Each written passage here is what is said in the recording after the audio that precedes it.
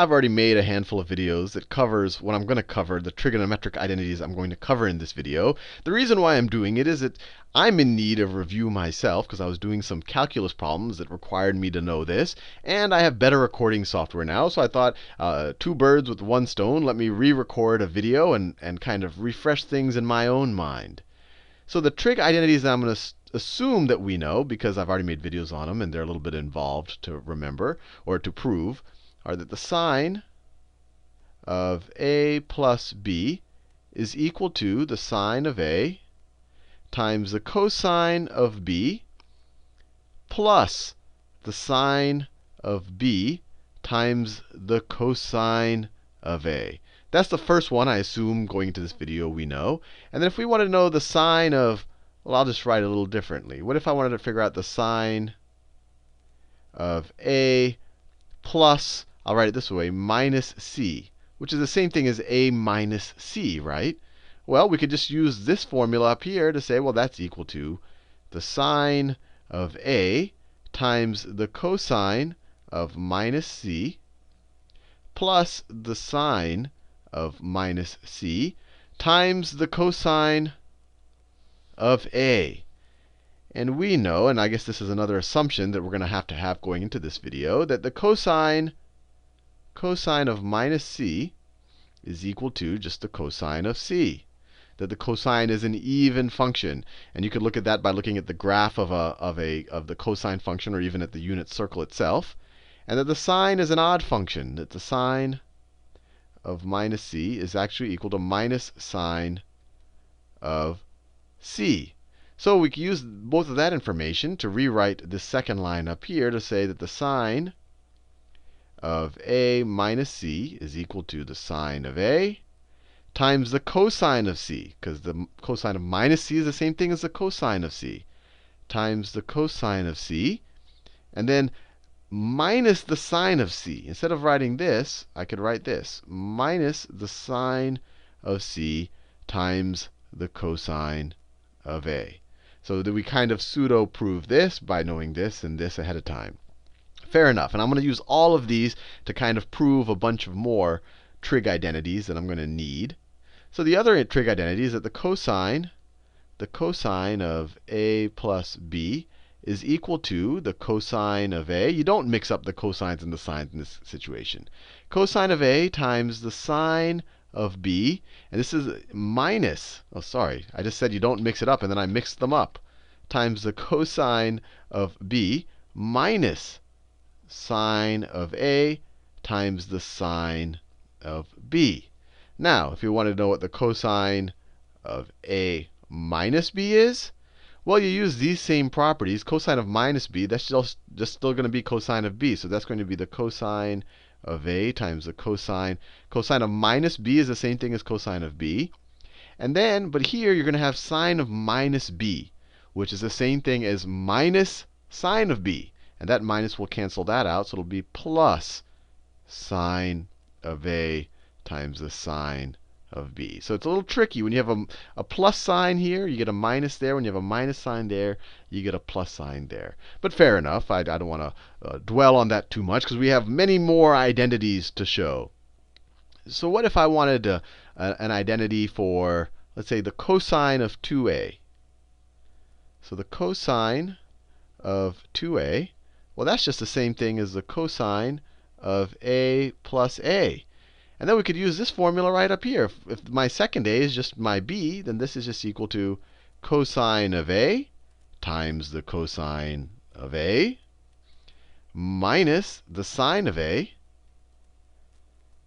times the sine of a. Right? My b is also an a in this case situation, which I could rewrite as this is equal to the cosine squared of a. I just wrote cosine of a times itself twice, or times itself, minus sine squared of a.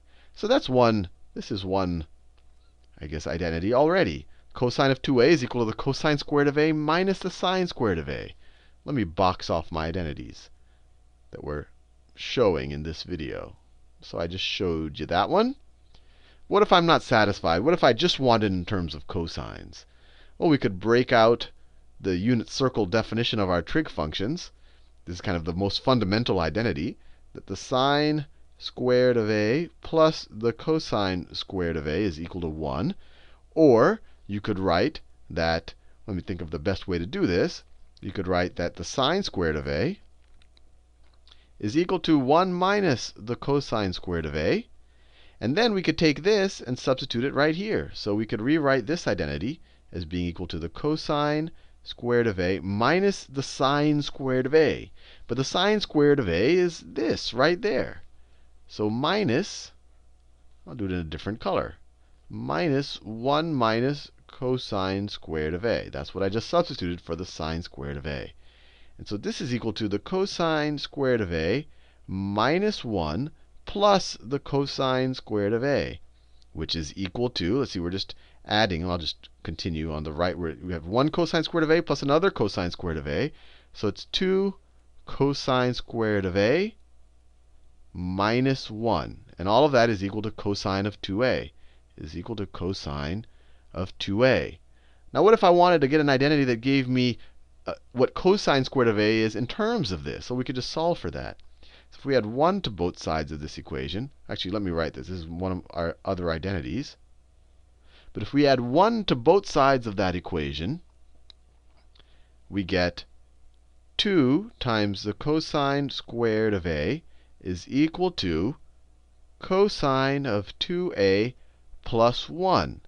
And if we divide both sides of this by 2, we get the cosine squared of a is equal to 1/2. And we could rearrange these, I mean, just to do it, times 1 plus the cosine of 2a. And we're done. And we have another identity, cosine squared of a. Sometimes it's called the power reduction identity, right there. Now what if we wanted something in terms of the sine squared of a? Well, then maybe we could go back up here, and I mean, we know from this identity that the sine squared of a is equal to 1 minus cosine squared of a. Or we could have gone the other way. We could have subtracted sine squared of a from both sides, and we could have gotten, let me go down there. If I subtracted sine squared of a from both sides, you could get cosine squared of a is equal to 1 minus sine squared of a.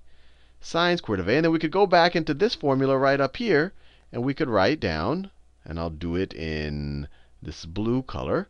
We could write down that the cosine of 2a, is equal to, instead of writing the cosine squared of a, I'll write this, is equal to 1 minus sine squared of a minus sine squared of a, sine squared of a. And this, so my cosine of 2a is equal to, see, I have a minus sine squared of a minus another sine squared of a. So I have 1 minus 2 sine squared of a. So here's another identity, another way to write my cosine of 2a. We're discovering a lot of ways to write our cosine of 2a. Now, if we wanted to solve for sine squared of 2a, we could add it to both sides of the equation. So let me do that, and I'll just write it here for the sake of saving space. Let me scroll down a little bit. And we get, so I'm going to go here. If I just add 2 sine squared of a to both sides of this, I get 2 sine squared of a, 2 sine squared of a, plus cosine of 2a is equal to 1.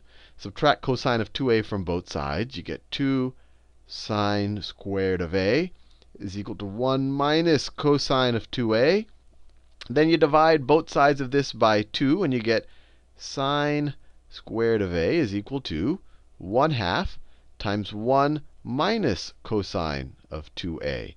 And we have our other discovery, I guess we could call it, our finding.